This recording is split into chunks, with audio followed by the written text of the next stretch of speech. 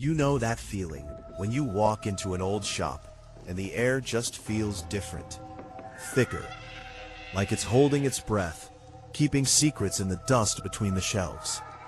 In a quiet, forgotten corner of London, there was a shop just like that. For over a century, Ainsworth's Emporium of Curiosities sat there, a cabinet of wonders run by a man named Elias Ainsworth. But the real story wasn't about the oddities he sold.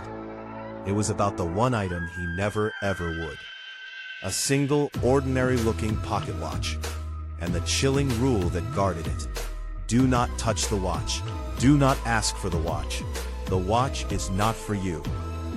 This is the unseen case file of the Guardian's curse. Before we step into the heart of this mystery, and trust me, where this ends will shock you, do me a solid. If you're new here, and you love stories that twist the very fabric of reality, hit that subscribe button and tap the bell. It takes a second, and it makes sure you're here for every single unseen case file. We've got a lot of ground to cover, and you're going to want to be here for every minute of it. So, back to Elias. To his few customers, he was just a kindly, eccentric old man, a fixture as permanent as the cobblestones outside. But if you watched him closely, you'd see the signs. The way he'd polish that one watch every morning with a ritualistic care, using a specific soft cloth he kept in his waistcoat. The way his eyes, usually warm, would turn to ice if a customer's gaze lingered on that brass case for a moment too long. It wasn't for sale. It wasn't for display. It just was. For 60 years, the rule held. Curiosity was stifled by the sheer, solemn force of his presence.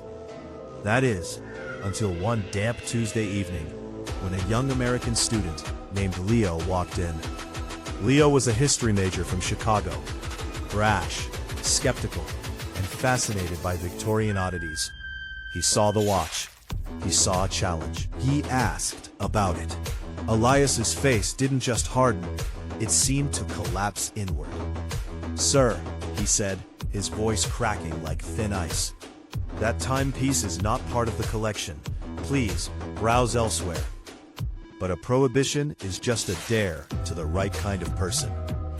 Leo waited, pretending to examine a box of faded maps, watching as Elias was finally called to the back by a delivery man.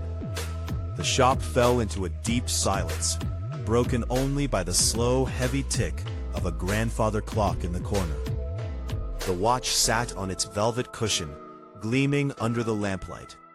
The old man's warning echoed, but it was drowned out by a louder, more persistent thought in Leo's mind. "What are you hiding?" His fingers closed around the cold metal. He lifted it, and in that exact, precise moment, a heavy, lifeless thud echoed from the back room. Elias Ainsworth was dead on the floor. A massive, sudden heart attack. Coincidence? Leo, his own heart hammering against his ribs, shoved the watch into his pocket and rushed out into the damp London night. A secret thief now tangled in a tragedy. Back in his cramped rented flat, under the harsh glare of a single bulb, Leo finally examined his prize. It was simpler than he expected.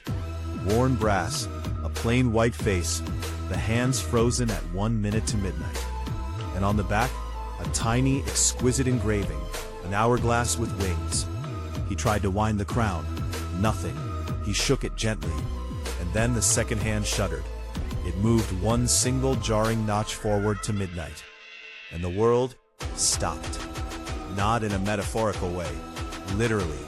The constant low roar of the city vanished. The drip from his leaky kitchen tap hung in the air, a perfect, motionless teardrop.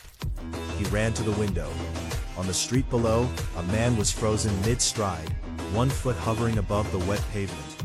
A car was suspended, its headlight beams cutting through the still droplets of rain. Time had stopped.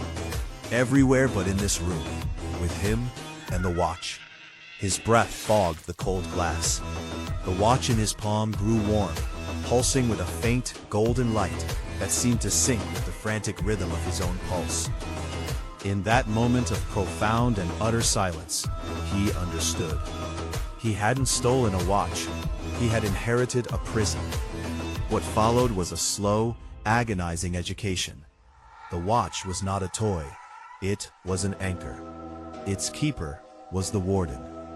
Leo found he could restart time with a mere thought, but the connection was forged in that first, fateful tick. He could not leave it. If he moved more than a mile from the watch, the world within that mile would remain frozen. A still-life photograph for eternity. His life contracted to the radius of a curse.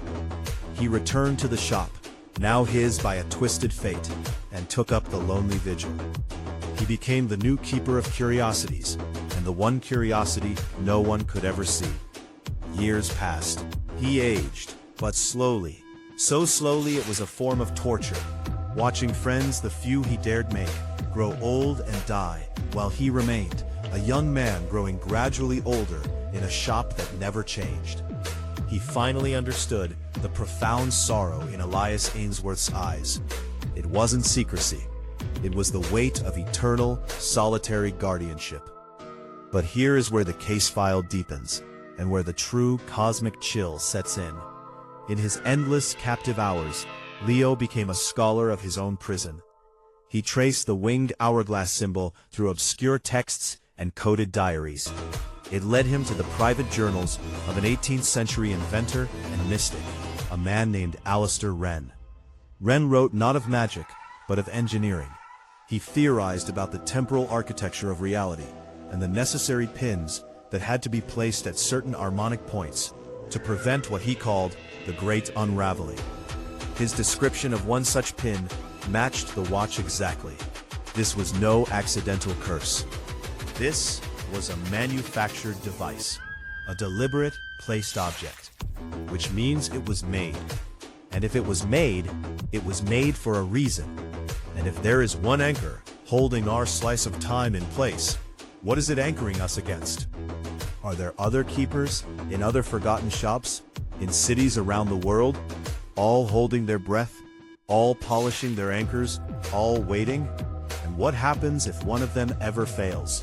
So, the next time you pass one of those quaint, cluttered little shops, the one that seems unchanged for 50 years, take a closer look. Look at the person behind the counter.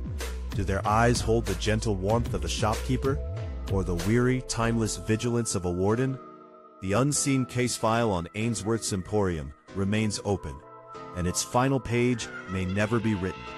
If this story wrapped itself around your thoughts, share it with someone who appreciates a mystery that doesn't end when the video does. Let me know in the comments what you believe the watch is truly anchoring. Is it holding our time in place, or is it holding something else out? And remember, for every mystery solved, a deeper one waits, unseen just behind the glass.